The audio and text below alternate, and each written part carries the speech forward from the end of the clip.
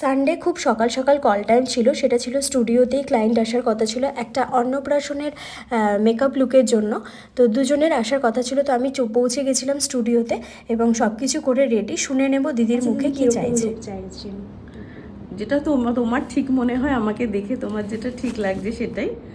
আর একটু শুধু এলিগেন্ট লাগবে, খুব বেশি মানে যাতে হেভি মেকআপ মনে না হয়, হালকা একটা এলিগেন্ট লুক লাগবে সেরকম। যেটা তোমার আমাকে দেখে মনে হচ্ছে ভালো মানাবে আমাকে, সেরকমই একদম। ঠিক আছে, লাস্টে জিজ্ঞেস করবো কিন্তু। হ্যাঁ হ্যাঁ, ওকে।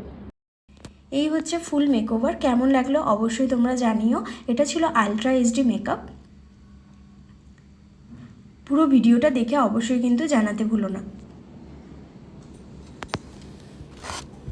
আচ্ছা, আমি একটা আলট্রা এইচডি মেকআপ করেছি। এবার দিদির মুখে শুনে নেব দিদির কেমন লাগলো। স্কিন টোনটাকে পুরোপুরি একদম ধরেই করার চেষ্টা করেছি।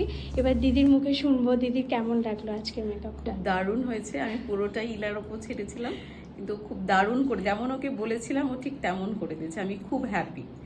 Thank you so much. তো এই যে ফুল লুক, খুব দারুণ করেছো। তো আজকে বলে রাখি, থ্যাংক ইউ ওয়েলকাম দিদি। খুব ভালো লাগলো, একসাথে এইভাবে কিছুটা সময় আমরা স্পেন্ড করেছি। তো আজকে গল্প করতে করতেই কাজ হয়ে গেল। হ্যাঁ হ্যাঁ, একদম একদম। এটা দিদি একটু ক্লোজ করো। হ্যাঁ, তো আজকে বলে রাখি, আজকে বেবির অন্নপ্রাশন উপলক্ষে এই মেকআপটা একটা ডিউই ফিনিশিং লুক চেয়েছিলেন উনি। তো আজকে যেহেতু ডে লাইট মেকআপ এটা, তো সেই হিসাবেই আমি মেকআপটা করেছি। তো স্যাটিসফাই তো? Fully satisfy. Okay, thank you so much. Okay.